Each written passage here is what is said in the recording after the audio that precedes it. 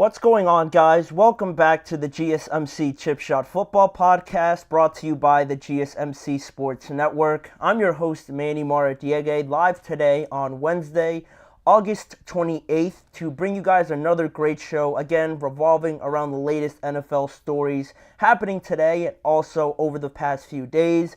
A couple of the stories I have on store today are pretty interesting. I thought one of them being one of the Texans wide receivers, John Metchie, could be a candidate to be traded, according to NFL insider Jordan Schultz. There does seem to be a bit of interest in John Metchie, so I'll list out some potential fits and what this says about the Houston Texans in regards to John Metchie and any future plans they might have with him.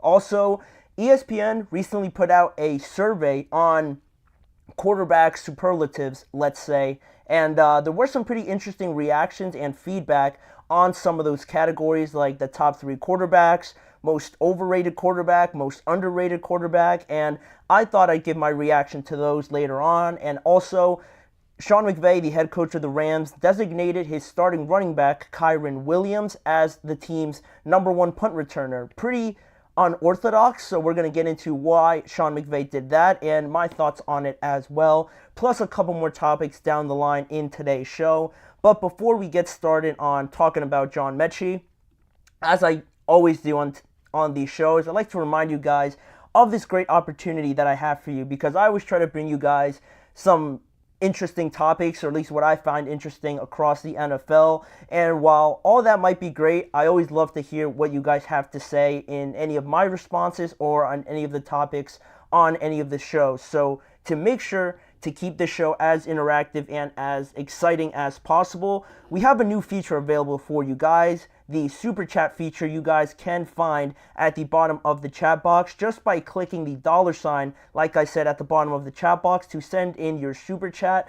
This way, it makes it a lot easier for you guys to send in any questions, opinions, or just comments you have to make on anything I say or on any of the topics. It's just another way to keep the show more interactive and just more lively as we go on with these shows. And also, it guarantees that I see your message and I also say it out loud on air and just keep the conversation going in that way. So go ahead, let us know what you're thinking, hit the Super Chat button, and let's keep this show as interactive and exciting as possible. It's a great way to support our channel and the content we put out as well. But as an alternative option, you still have the old method, the tip and donations link you could still use at gsmcpodcast.net with any comment or question you may have there. But again, we couldn't do this show without your amazing support, so go ahead and use that new Super Chat feature. And again, thank you guys in advance for all the support and being part of our community. But now, with that being said, jumping into the first segment on today's show, all revolving around one of the wide receivers, not one of the more popular ones, I think it's fair to say, because when you think of the Texans wide receivers, you think right away of Stephon Diggs, Nico Collins in the season that he had last year, and also Tank Dell with how exciting he got his NFL career going last year. It was unfortunate that he was sidelined with that injury, but I wanted to talk about and bring up another wide receiver, that being John Metchie for the Houston Texans. A lot of people might not know about him, but I wanted to bring you guys this topic because I think he is sort of a hidden gem type of talent, and the potential that he has, I think, is really just underrated in this sense. And the fact that he's on the Texans is almost just a plethora of options that they have on their roster. So yesterday, on Tuesday, the deadline to reduce the roster sizes for the NFL was one of the main things to happen, and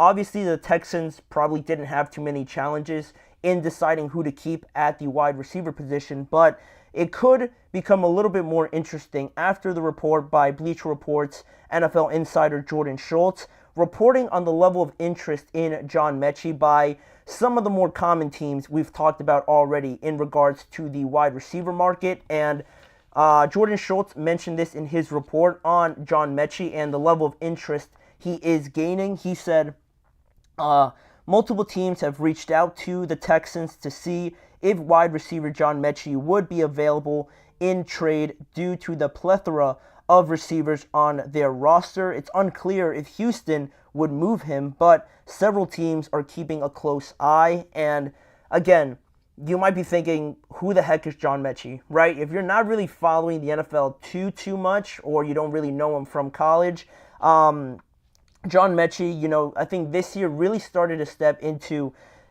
giving everybody a glimpse of the kind of receiver he can be, or the kind of receiver that people thought he could be coming out of Alabama, because just this offseason, in the preseason actually, he had recorded already 10 receptions for 100 yards and 1 touchdown, making a name for himself early on to kind of try and force his way into the rotation with, like I mentioned, all the options that the Texans have at that position. But, this is his third year now in the NFL, or it is going to be his third year, and the story around John Metchie and why it might seem a little bit late as to why he's, getting noticed just now is because he missed his entire rookie year after being diagnosed with leukemia. Then obviously he didn't play. Then last year, in his second year, it was more so beginning the process of getting used to everything in the NFL, playing in an actual game, going through the practices, recovery, all that sort of things. It's not easy, obviously, if you miss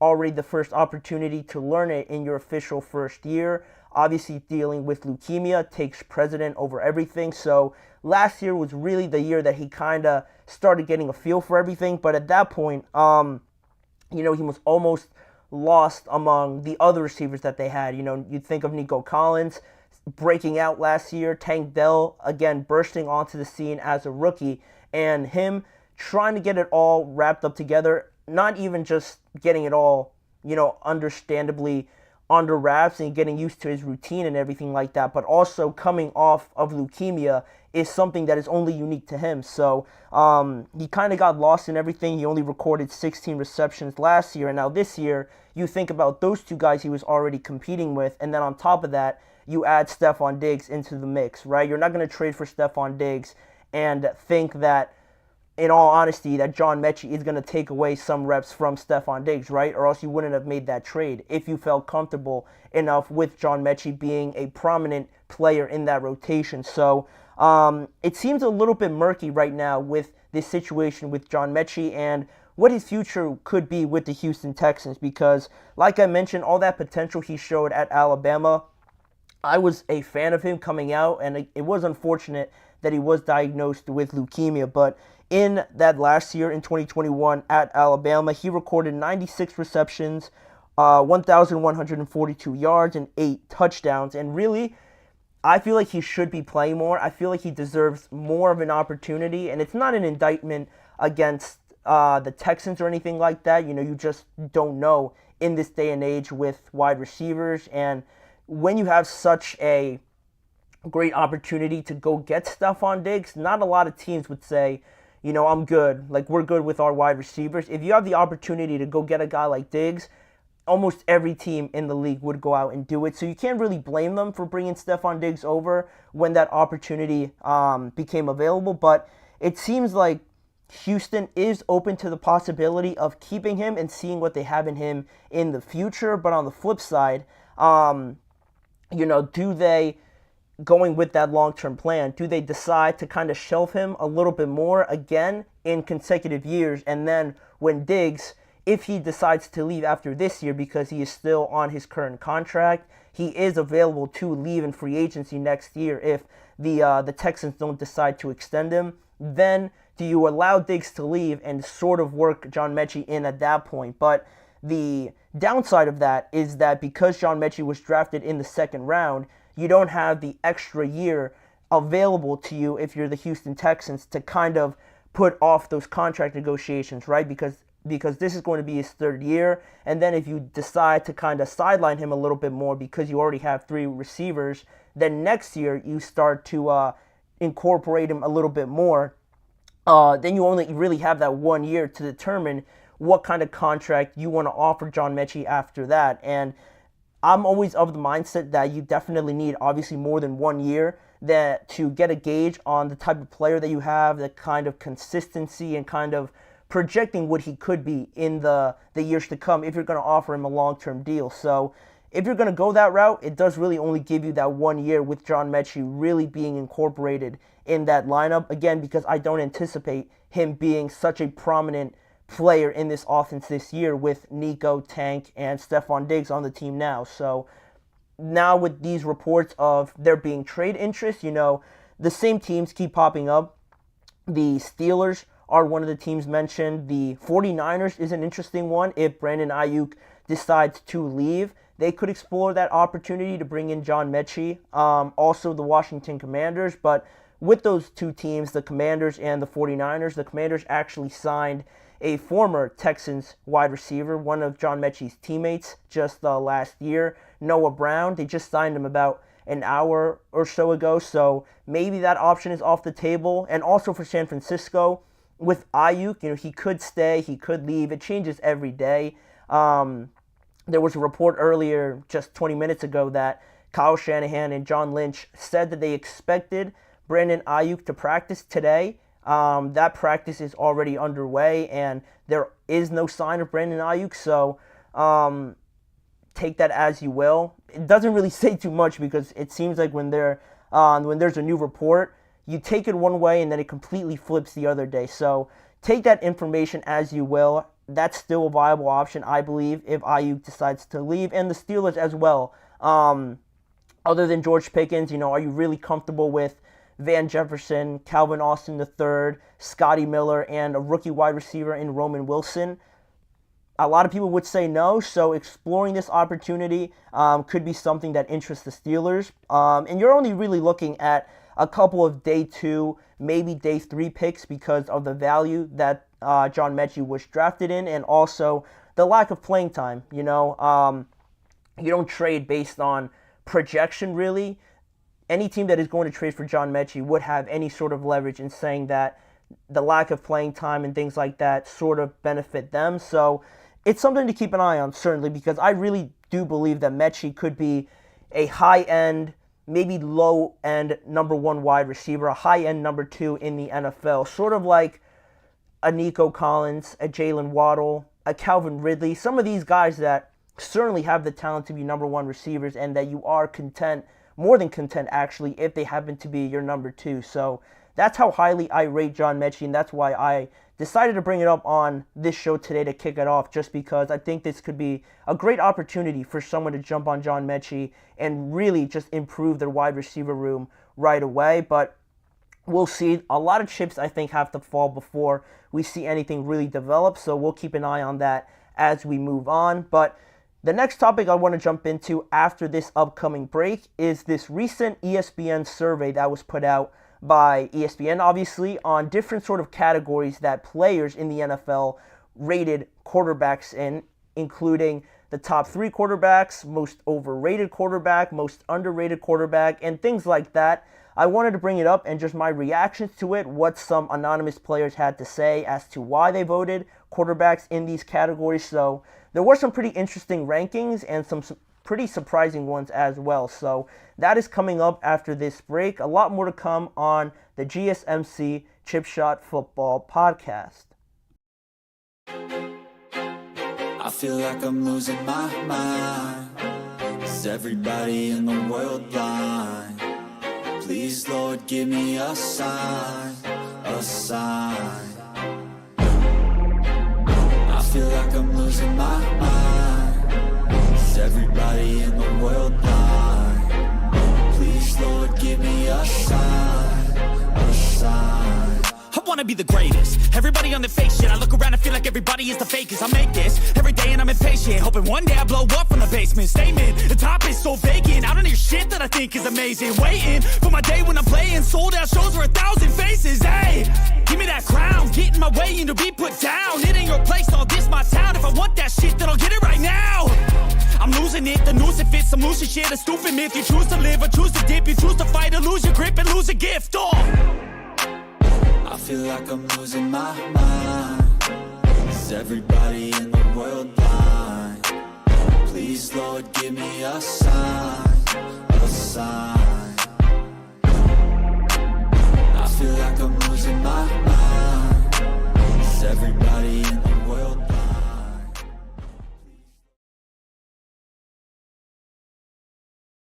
Welcome back here to the GSMC Chip Shot Football Podcast as we begin the second segment, and I thought this was pretty interesting based on how it all played out. Talking about the ESPN survey that came out a couple of days ago on these categories, superlatives, whatever you'd like to call it, on the current state of the quarterbacks across the NFL today. ESPN put out this survey to 100 plus NFL players to rank quarterbacks in different categories, like I said. Almost like if you've seen any of these who's most likely to videos, it sort of falls into that range of what kind of categories and content that was provided by this survey. So the categories that are in question are the top 3 current quarterbacks in the NFL, predicting the most successful rookie quarterbacks in this year's class, most overrated quarterback, most underrated quarterback, and biggest trash-talking quarterback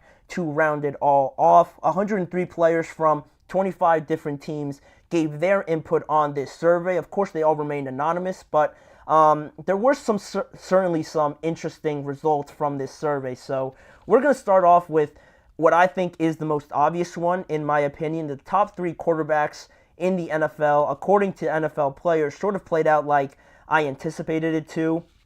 Patrick Mahomes, number 1. Number 2 would be Lamar Jackson, and Joe Burrow in at number 3, based on the responses by current NFL players.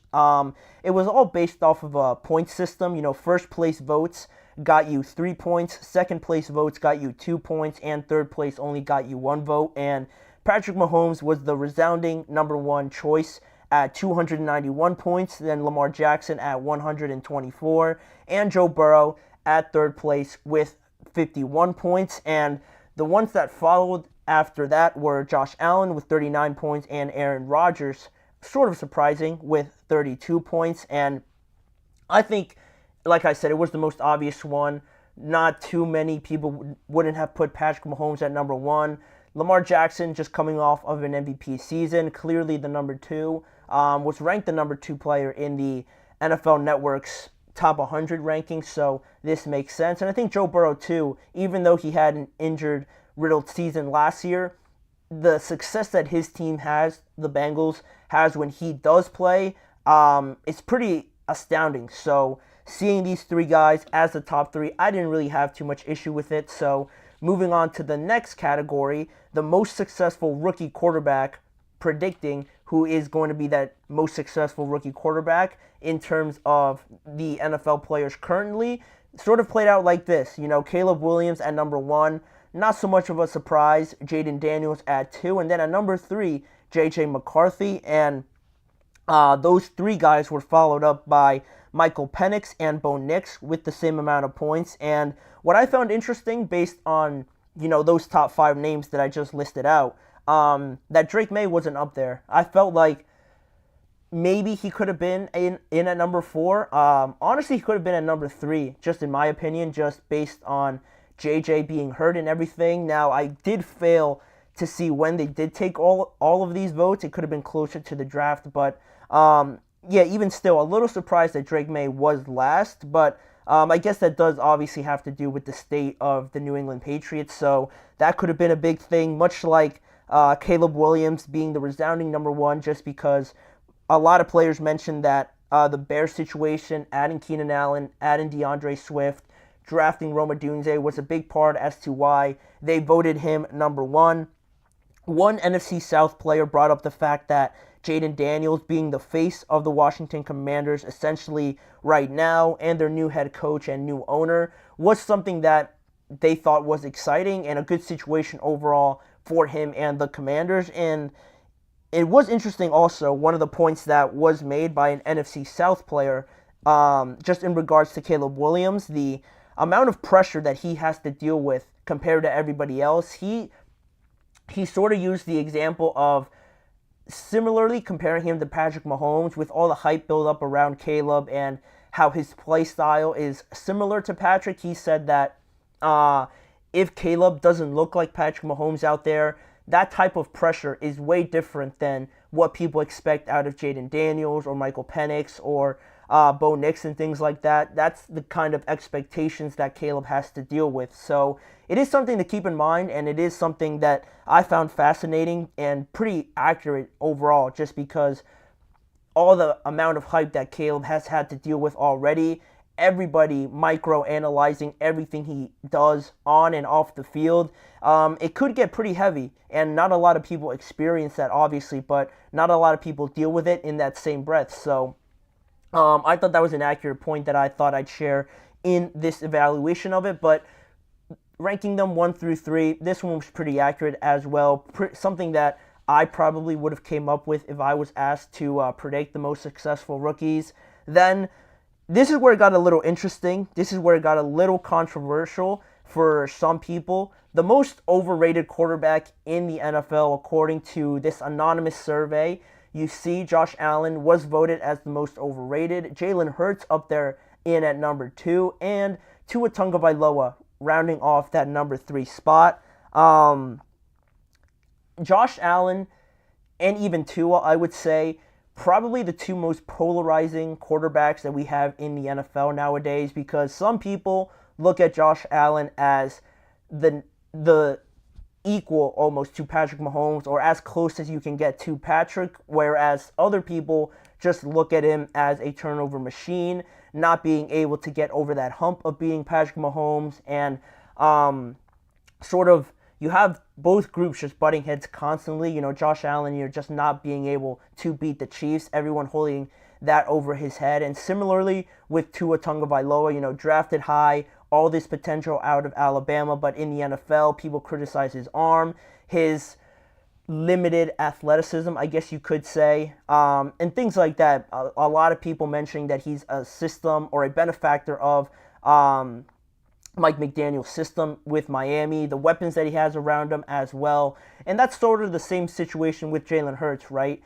Because one NFC East player, yes, anonymous again, was quoted by saying regarding Jalen Hurts, he said, "How hard is it to throw a jump ball to A.J. Brown or Devontae Smith every time?" So it kind of encapsulates everything that comes with the criticism that Jalen Hurts has.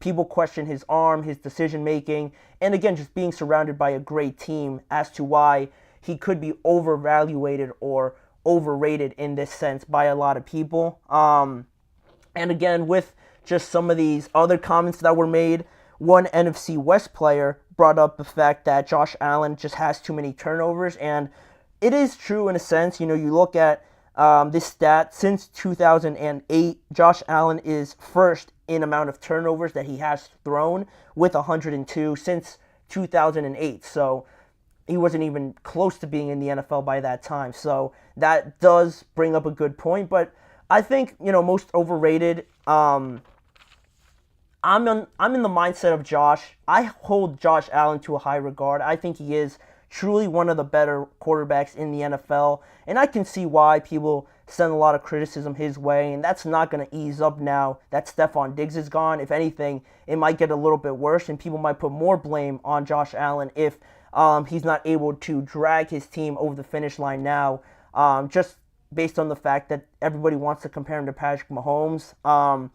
Different situations, and I think Josh, more often than not, wins you games than really loses you games. You know, he does have some bad turnovers again, right? But, you know, the highs and the benefits that he does bring, I think, outweigh that, much like a bunch of other quarterbacks. So I don't really know why it's highlighted so much with Josh, but again, one of the most polarizing quarterbacks in the NFL, and this sort of highlights that in a nutshell pretty much. So that's how that played out. And the second to last one here, a little surprising to me as well, most underrated quarterback. Brock Purdy and Matthew Stafford actually had the same amount of points at 14. And then third place, I put Jordan Love there, but it was sort of a 4-way tie, or actually no, 3-way tie with Kirk Cousins, Jared Goff, and Jordan Love getting the same amount of votes. So I put Jordan Love in there, but Kirk, Jared Goff were also in there, technically in at number 3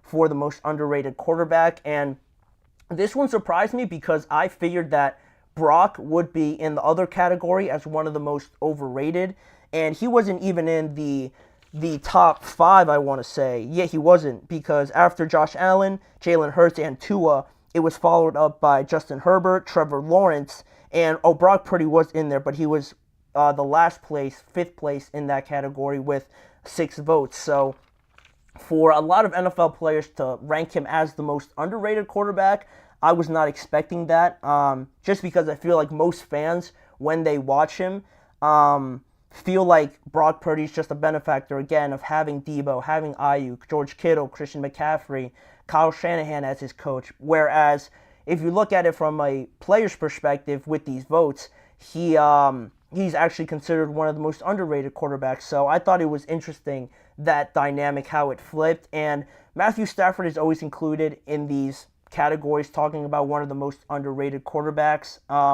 I think people are starting to see it now more than ever, especially seeing him in the playoffs and in that environment. But that one wasn't too surprising. And already Jordan Love, he is starting to build up a lot of hype. And to be in this category, again, not too surprising, but it was a 3-way tie with Jordan Love, Jared Goff and Kirk Cousins. So I think this one played out pretty accurately as well. Also behind those guys were Bryce Young at number 7, right outside the top 3. Then Justin Herbert and Dak Prescott as well, right behind those guys. But then lastly, the last category I thought was a pretty fun one. The quarterbacks who talk the most trash, Josh Allen again winning this category with 26 votes. Then Baker Mayfield, then Aaron Rodgers, followed up by Patrick Mahomes, CJ Stroud, and Joe Burrow.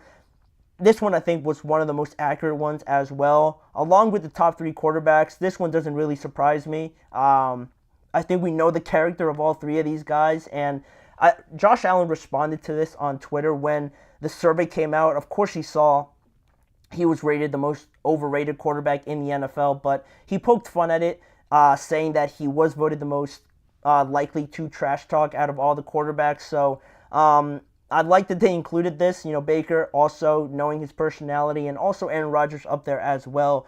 Not really too surprising here with these 3 guys to round out these categories, these superlatives that NFL players voted on. So I gave my thoughts, but I'd love to know what you guys think of these categories, who was voted number 1 and who wasn't included that you thought should definitely be included in these rankings. Leave your guys' thought in the comment section afterwards, or also just in the live chat as we move on with a couple more segments on today's show. One of those being the fact that Sean McVay recently named his starting running back his designated punt returner for 2024. A little bit unusual, a pretty unique decision by Sean McVay. So we're going to get into that, why he decided to name Kyren Williams that punt returner, and also the kind of options that the Rams have available to them behind Kyren Williams that makes Sean McVay so comfortable with deploying Kyren Williams as the punt returner. That is all coming up right after this break. Don't go anywhere. Looking for your daily fix of sports talk without having to pay for it? GSMC Sports Network is available on YouTube. Just search GSMC Sports Network. Get your fix of daily sports talk shows on YouTube, absolutely free. NFL, college football, NBA, MLB, MMA, UFC, fantasy football, and so much more. GSMC Sports Network has shows running all day long, with new sports shows starting every 2 hours. Just like on your favorite cable sports channel, except GSMC Sports Network is absolutely free. Just search GSMC Sports Network on YouTube to catch one of your new favorite shows, like the GSMC College Football Podcast, Chip Shot Football Podcast, Hoops and Heels Women's Sports Podcast, GSMC Basketball Podcast, and so many more. Check it out for yourself. GSMC Sports Network, now available on YouTube absolutely free. Search GSMC Sports Network on YouTube right now.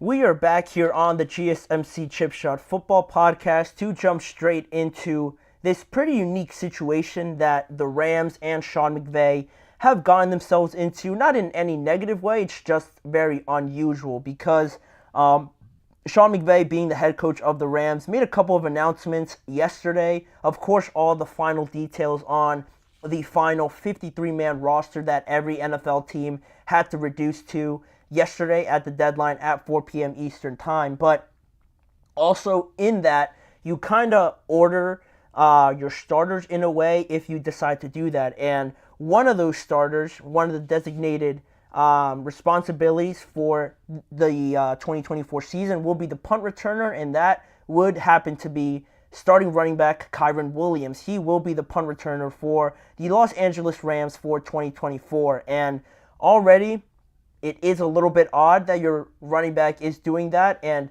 I'm going to get into my reasonings just after the statement that Sean McVay said on this decision. He said, it's another opportunity for him to get touches and impact the game, and you feel comfortable with that because of the confidence in Blake Corum and Ronnie Rivers being able to spell him if need be. And he mentioned two guys there, backups to Kyren Williams, obviously on the running back depth chart, but it was certainly fascinating how this all played out and the reasonings behind it as well, because you mentioned a guy like Ronnie Rivers. You know, he spent 2 years with the Rams already, 150 rushing yards and no touchdowns on 41 carries. So, honestly, I haven't been keeping up too much with the Los Angeles Rams just in the preseason, but he might have looked good just now entering his third year with the Rams. So, there could be something there that maybe most of us are just not aware of in regards to how much Ronnie Rivers can contribute to this Rams offense. And also, the bigger name is Blake Corum, just because of the notoriety he's had just based on his college career and also just the last year in college with Michigan, obviously winning the national championship. He led the FBS in rushing touchdowns, 27 in 15 games. Also recorded over 1,000 yards and 4 years at Michigan, obviously. So, more notoriety there. Antonio Navarez, thoughts on the Bears? I'm a fan of the Bears. I think right off of the bat, I haven't been keeping up with Hard Knocks or anything, but it seems like people are loving that. So the Bears, just overall, on my view of them, they're one of the teams I'm most excited to see, honestly, just on how quickly they've been able to turn their entire situation around. Keenan, DJ Moore, obviously from last year, you get your quarterback, you bring in DeAndre Swift, everything is in place. I just want to see how quickly it all turns out, because I know Caleb is good, obviously. I believe he's going to be great for them. They've never had a quarterback like him, so the quicker this all turns out and how quickly they are able to put everything together is going to be an interesting journey. And when they finally do turn that corner, look out for the Bears, certainly, because they are built to be a good team, especially with that defense that doesn't get talked about enough as well. They have a lot of good players on that side of the ball as well. So, yeah, just very high on the Bears overall. I think like most people are, though. I think most people are buying into the Bears, especially with Caleb Williams. But to stick on the Rams and just this decision overall, with Blake Corum and Ronnie Rivers, obviously. The run game, though, this is obviously the biggest portion of this discussion, right? Because Kyren Williams being a designated punt returner, he is going to be out there every time, hopefully, that you make the opposing team punt on numerous occasions if you're the Rams.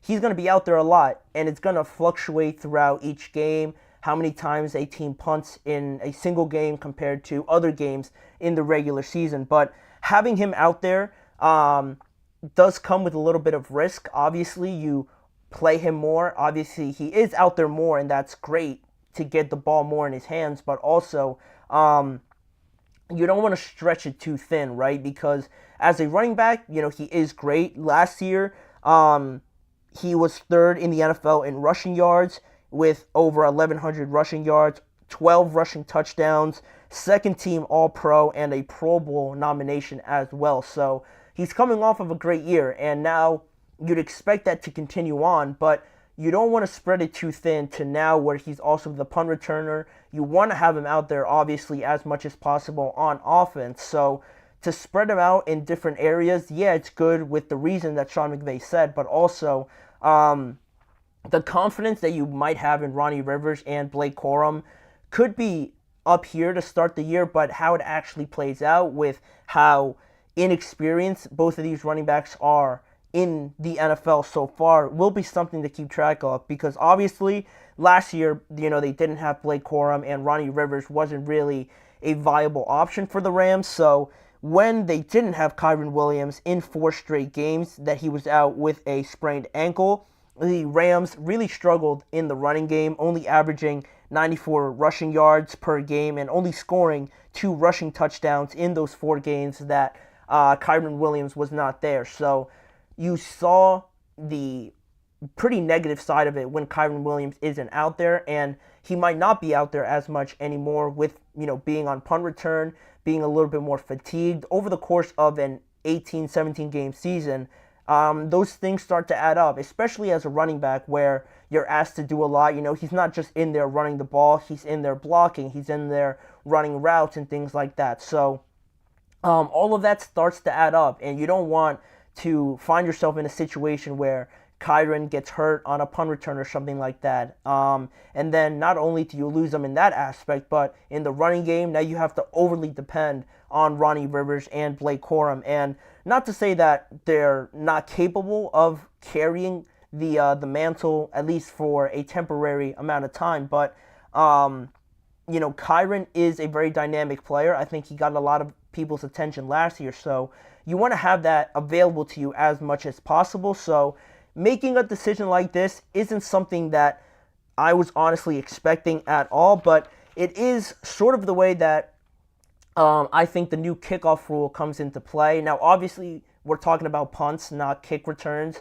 or kickoffs in that matter, so there is a difference there. But I believe more teams are going to explore this opportunity, obviously, here with having some of their starters out there in the kickoff game more so than not, because I think this is just opening the door to that a little bit. Yeah, the punt game, the punt return aspect of the NFL didn't change, but I think having this new way of viewing kickoffs as a new opportunity to get yourself better field position or have more of your dynamic players out there, I think gives you more room to explore other avenues like punt returning. And now with the Rams having Kyren Williams out there, I don't think it would be crazy to see guys like Tyreek Hill, Jalen Waddle, Isaiah Pacheco, Deebo Samuel, for the Saints, Raheed Shaheed out there on kickoffs or punt returns. I think more so teams are going to be more open to doing that now, especially with the Rams sort of taking the first step in sort of changing the landscape a little bit, and everybody now seeing how the kickoffs work a little bit more and how much of an opportunity this could be offensively for these teams. I think they're going to be more willing to throw their guys out there. But of course, this decision could be subject to change. I wouldn't be surprised if they decide to go back on this at some point during the regular season. It's just how they're starting off. So you can't blame them for experimenting too much. But my biggest fear is really just spreading all your offensive players too thin, right? Because if you have Kyren Williams out there for punt return, does that open the opportunity of having somebody else out there for kickoffs potentially? I don't think they'd throw Kyren back there in both aspects. So maybe Puka back there on kickoffs or something like that, another one of your receivers on kickoffs. I don't think that's too out of the question now that you're exploring this opportunity of having your starting running back, your star running back out there for punts. So with the plethora of weapons that the Rams have as well, it might seem like a situation where you can afford to do something like this, but again, injuries happen at the worst time possible more often than not. So already having some questions with injuries just over the last few years with Cooper Kupp. Puka Nacua has been dealing with a hamstring injury this offseason and through the latter portion of training camp. So you already have those smaller issues to deal with, sort of a mini fear that you might have with those two guys potentially getting hurt. And now there could be more of an opportunity with Kyren Williams being out there on the field more often than not to potentially get hurt a little bit more. And I know that might be a pessimistic sort of way of thinking about this. Everybody could get hurt, obviously, in the NFL. That's just the nature of the game. But it's just very unusual to name your starting running back in this position. That's where, especially with this new format of kickoffs, that's where you thought an opportunity for an unknown guy, a undrafted guy, a late round draft pick to make his name through special teams, especially with how the landscape is changing. That's more so where I thought this avenue was going to take us, with discovering these unknown players and then just turning them into special team stars. But the Rams really threw a curveball in there, so, obviously no one's hoping or anything like that for Kyren to get hurt. You're wishing all the best for him because he is a great player. Big fan of him, just from last year watching him. So hopefully it all turns out well. Overall, I don't think many of us can critique Sean McVay when it comes to football. So definitely an unusual decision here, but we'll see how it pans out in their Week 1 matchup against the Detroit Lions, a rematch of one of the playoff games from last year. So it should be very exciting. And if Kyren Williams takes one back to the house using the punt return, I won't speak about it anymore. I will not question Sean McVay if that happens. But we will keep an eye on that once the regular season starts in just less than about a week now, or almost over a week now, with the NFL kicking off in a week from tomorrow. So we have that to look forward to. But in regards to this show, a couple more topics to discuss. Keeping up the series on my predictions for the final standings in each division. We're going to actually hit the NFC East this time.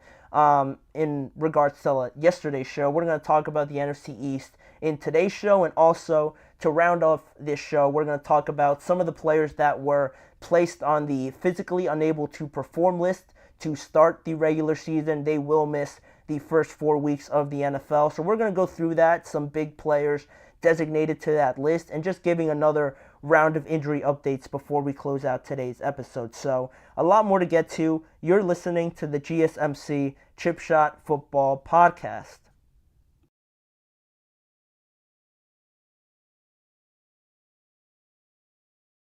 For the best and latest podcasts available anywhere, go to the podcast app on your cell phone and type in GSMC to access free content-rich podcasts on health and wellness, book reviews, sports, entertainment, relationships, social media, movies, technology, finance, and even weird news. Subscribe and download the GSMC Podcast Network's family of shows, available everywhere podcasts are found.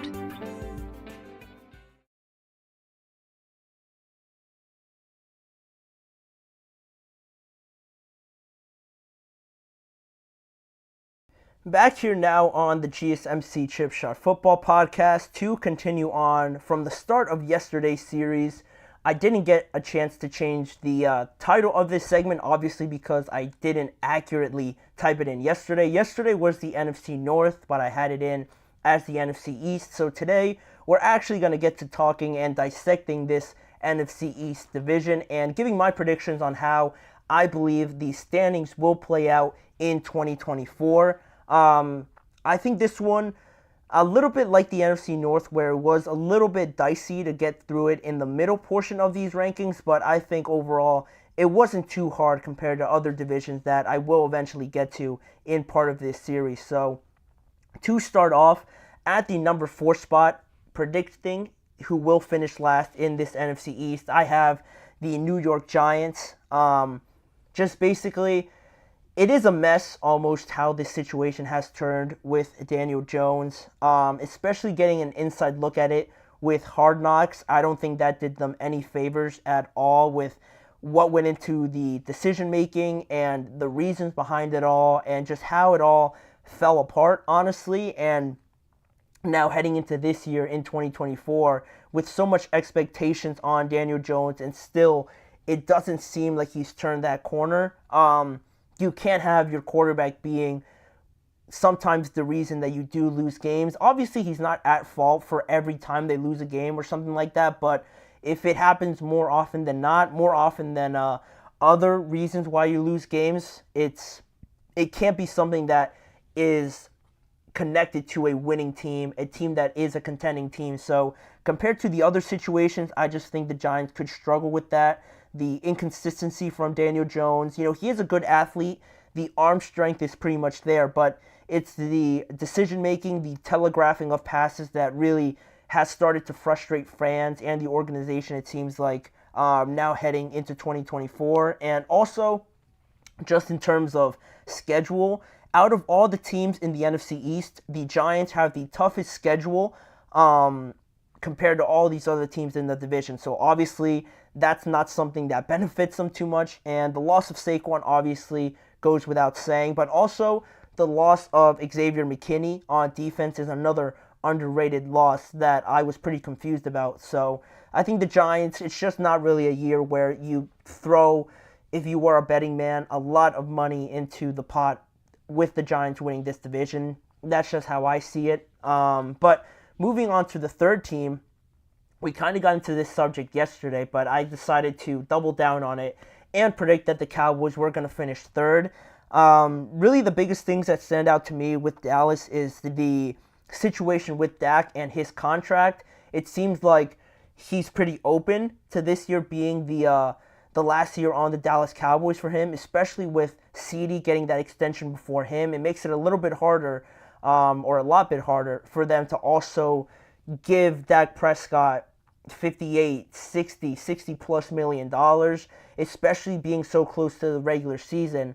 I feel like it's too short of a window to do that. So you can't have your quarterback on the last year of his deal and still expect, I think, better results. That's just me and how I view the contracts. And also, I mentioned the running game. They just signed Dalvin Cook.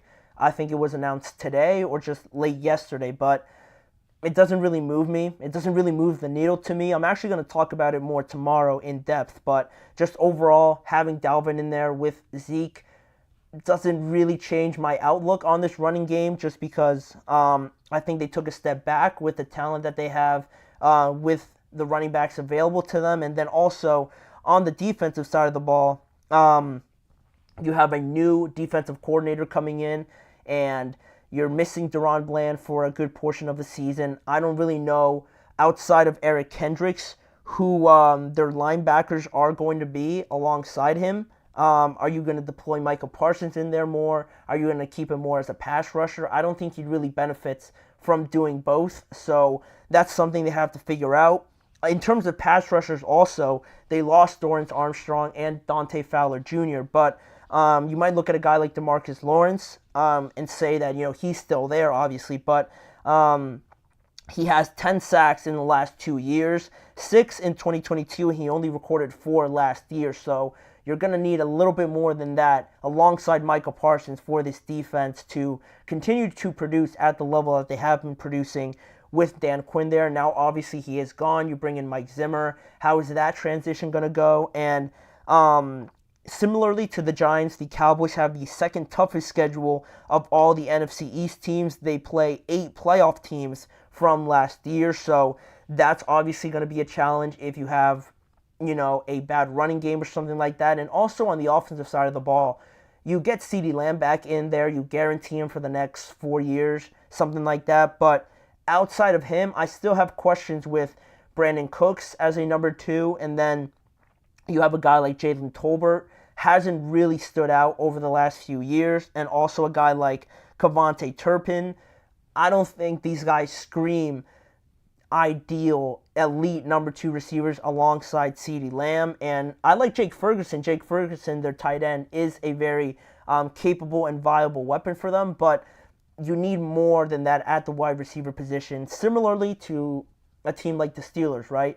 You have George Pickens, you have CeeDee Lamb as your number 1s, but not a lot of people give the Steelers credit in that wide receiver room because of the lack of experience or relevancy from those other guys. So it is something that stands out, and I just feel like it's too much right now for the Cowboys to finish higher than number 2. So with that being said, the number 2 team that I predict to finish in the NFC East will be the Washington Commanders, and I might be buying in a lot on them. I might be buying a lot into their stock right now, but I just like the newness around this team. Similarly to the question I got from Antonio on the Bears, the Commanders are right there in making this quick switch, not only on the field, but in the organization, bringing in a new owner, I love Dan Quinn there as their head coach, their new general manager, Adam Peters, as well. They've really tried to flush all the negativity out of that building, out of that team, and bring in a lot of committed,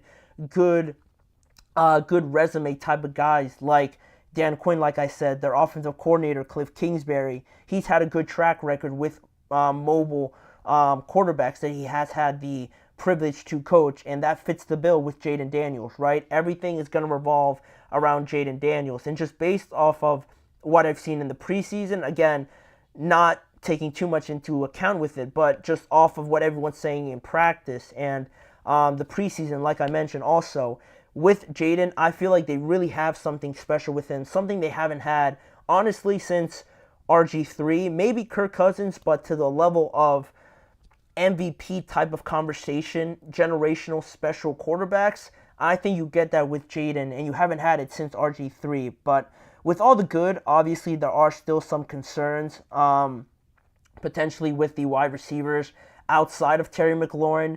I just mentioned before in the previous segment that they added a guy like Noah Brown. I think that is an improvement, but again, it just doesn't do it fully for me. I feel like you need a more higher level guy, higher caliber guy than Noah Brown, Daimi Brown, or Luke McCaffrey. You know, those guys aren't awful by any means, but I just feel like with the level that you have with Jaden Daniels, he would definitely benefit a lot if you brought in somebody else. But they've added a lot just overall on all parts of this team. Their offensive line got better. Their running backs, adding Austin Eckler to Brian Robinson, is definitely an improvement. Their defensive line with Dorrance Armstrong, like I said, Dante Fowler Jr. Their linebackers with Bobby Wagner coming over as well. They definitely improved a lot. And it is interesting also with Dan Quinn, a familiar coach person just overall with that division. I think that's going to help a lot in being successful, knowing what works with certain teams and game planning, especially in how he prepares for the Cowboys, Giants, or Eagles. But I'm pretty high on the Commanders. I think they have a legitimate chance to finish second, but I just finished mentioning the Eagles, and that is who fills in that number one spot here. I do predict them to win this division, and I feel like they just have to do it, quite honestly, just because the level of talent that they have, how they crashed last year, and how it all turned pretty sour. You have those reports also of Nick Sirianni and Jalen Hurts sort of butting heads, and all the criticism fell on the coordinators. Their defense stunk in the last half of the year last year, so all of that wrapped up into now this year with how they've addressed almost all of it, bringing in two new coordinators, Kellen Moore and Vic Fangio, adding guys on the defensive side of the ball like Chauncey Gardner-Johnson, Devin White, drafting Quinyon Mitchell, Cooper DeJean, trading for a guy like Bryce Huff, and things of that nature. It's definitely something to get excited about. It's hard to predict a weak spot or just point my finger on something that is a resounding weakness of this team.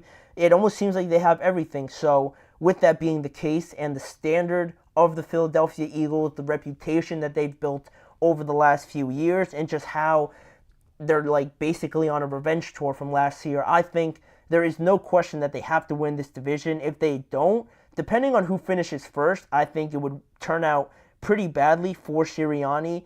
A lot of people have him on the hot seat already, so I think not winning the division, especially in the type of manner they might lose it in, if that were to happen, he definitely could be one to lose his job over that. Again, you can't fall short of expectations with the type of team that you have, especially so. I feel like they're in a good position to do this. They actually have the easiest schedule in the entire division. They're tied for the 21st hardest division in the NFL, so that's going to benefit them a lot more. They only play 6 playoff teams from 2023, and I think Jalen Hurts, obviously their quarterback, is going to have a better year than he did last year. I think all the turmoil and the confusion with the offensive coordinator really hurt his chances, so now this year, I think he's going to come back with a vengeance, I really do, and recover from how he performed in 2023, but that does it for the rankings. That's how I predict the NFC East will turn out. Leave your guys' thoughts on if you agree with me, you think I'm completely wrong, you think the Cowboys are going to finish first. I saw someone predict the Cowboys finishing first, which is crazy. But, just leave your guys' thoughts on how you feel the NFC East will turn out in 2024. But we do have one more segment to get to, just updating you guys on any injuries and which players will start the year on the PUP list, meaning that they will miss the first 4 weeks of the regular season. Some pretty big names on there, so we're going to go through it and their impact and their absence on their teams with being on the PUP list to start 2024. So that is coming up in just a few seconds. We'll be right back.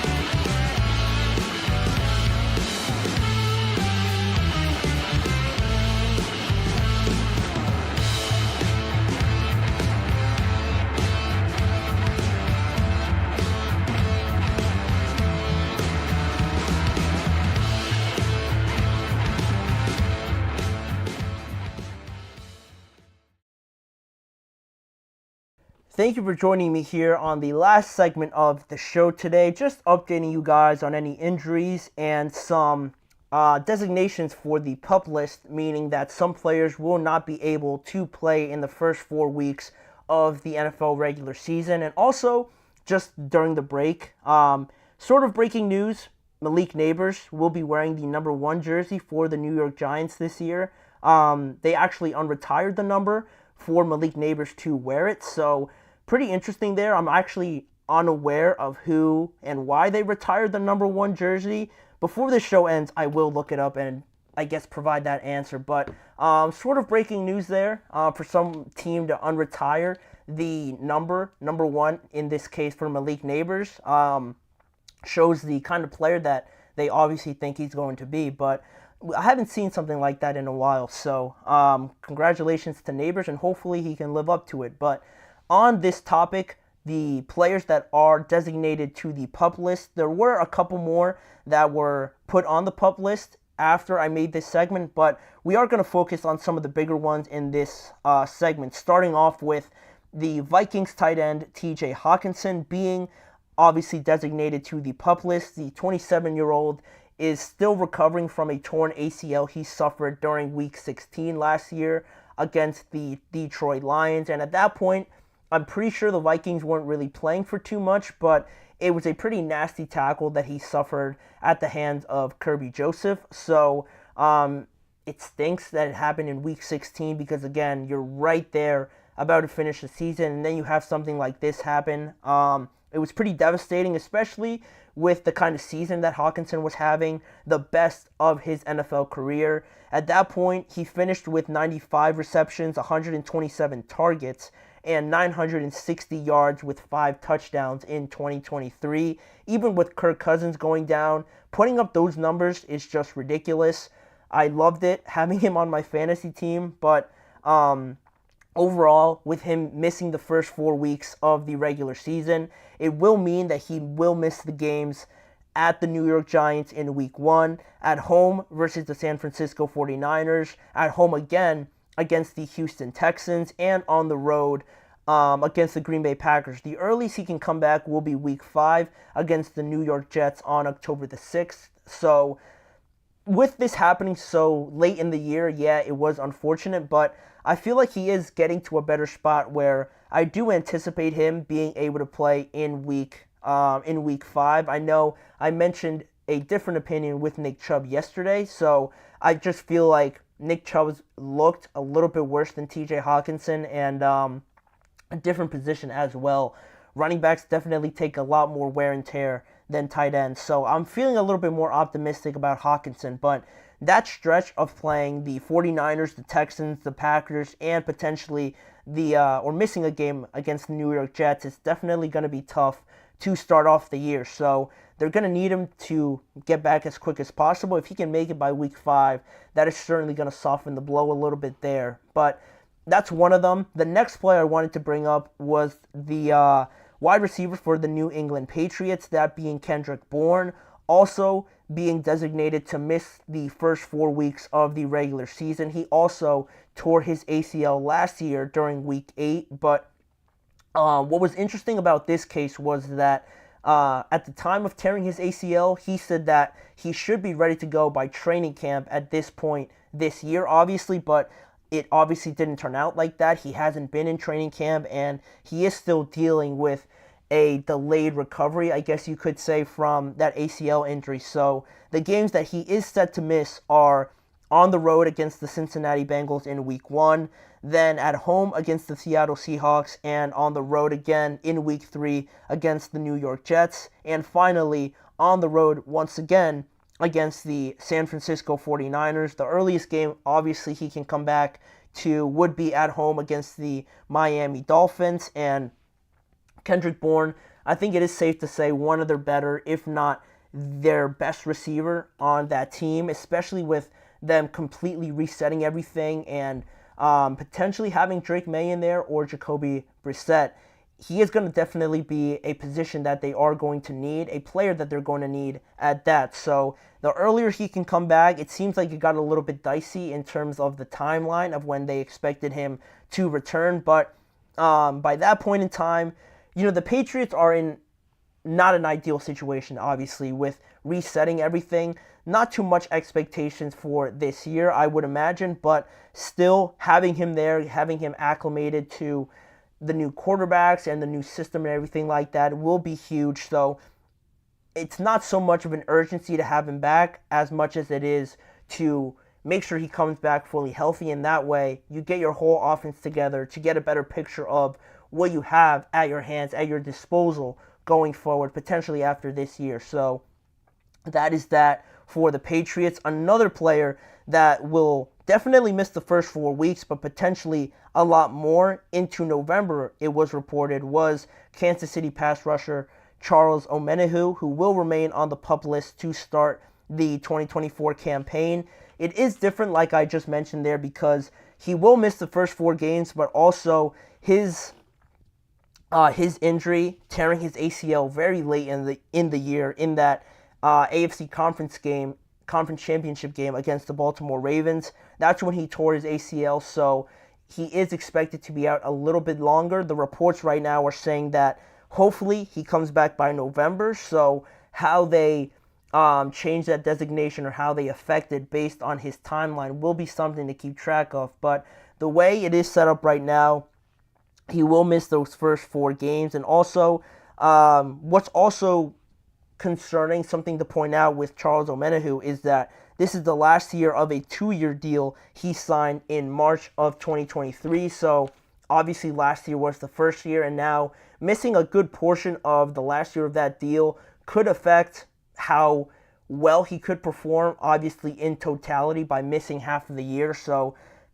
you don't want to rush him back, but also I'm sure he'll have a lot of urgency compared to someone like Kendrick Bourne in returning because of that contract situation, obviously wanting to prove himself to earn another contract with the Kansas City Chiefs. But that's pretty much the last player I wanted to mention on the PUP list. And lastly here, just as an injury update on the Houston Texans, second-year player Will Anderson. He suffered a ankle injury earlier this month, and it caused him to miss some time there recovering from that ankle injury, obviously. But head coach DeMeco Ryans recently revealed that he believes that Will Anderson is on the right path to be available for that Week 1 game against the Indianapolis Colts. Obviously, coming off of last year, winning the Defensive Rookie of the Year award, Will Anderson already is a massive part to this team. They're building a lot of what they're doing on defense based around him. Obviously going out there in the market and getting a guy like Danielle Hunter to complement, or not only complement Will Anderson, but also be a learning outlet for Will Anderson, picking his brain, a guy as successful as Danielle Hunter, and just as much as he can learn from him, basing that acquisition off of the trajectory that they have in mind for Will Anderson is going to be huge. So a little bit concerning there with an ankle injury, but he should be ready to go by week 1. And not only him, he is part of that young nucleus that the Texans have at their disposal with their draft classes and how well they've been able to turn this situation around. So Will Anderson in year 2, he performed very well in year 1, but the expectations now that you have in year 2, especially with the kind of expectations that this Texans team has as a whole, he's certainly going to have to play a big part in that if they are to go anywhere with this team. And then lastly, just quickly here, staying with pass rushers, the Seattle Seahawks pass rusher Uchenna Nwosu will be sidelined for about 2 to 6 weeks because of a sprained MCL that he suffered in the last preseason game for the Seahawks, which is the last thing you want to do, obviously, having your starters out there. I'm sure not too long, but having one of them get injured. It led to Nwosu suffering that sprained MCL, and based on the timeline, 2 to 6 weeks at this point puts him in real question to miss that week 1 game for the Seattle Seahawks, which is definitely a blow, not just because Nwosu, I believe, is a good player when healthy. He has struggled with staying on the field recently, but the Seahawks were already low in terms of depth at that position, so not having him on top of already being short with Nwosu in the lineup is definitely going to hurt, and it is only a short injury, just 2 to 6 weeks, but with a sprained MCL, with anything that's sprained, it's always a little bit tricky engaging the timeline on any player coming back. So Nwosu will most likely, if I were to predict, won't be there for that week 1 game for the Seattle Seahawks, which is unfortunate, obviously, but it is what it is now. Hopefully he comes back quicker. The quicker the better is actually what I meant to say for the Seattle Seahawks. I think there's a lot of anticipation with the Seahawks as well, with new head coach Mike Macdonald there, especially on the defensive side, and Nwosu would and should be a big part of that. So he's going to be certainly missed, but the quicker he comes back will benefit the Seattle Seahawks team a lot. But that's pretty much it. That's all I had for you guys on today's show. Thank you guys for tuning in. Please remember to like, follow, and subscribe to the GSMC Chip Shot Football Podcast, as well as following the network on all forms of social media. If you want to check out more content around this show, check out the GSMC Podcast and the GSMC Sports Network channels on YouTube for a lot more content revolving around the NFL in a lot different forms of media and content on both of those channels. And lastly, to catch more live shows at your disposal, tune in every weekday at 6:30 p.m. Eastern Time for more NFL storylines, discussions, and everything with me, Manny Maradiaga, as your host. Thanking you for joining me once again. I hope to have you guys back on here live with me again tomorrow.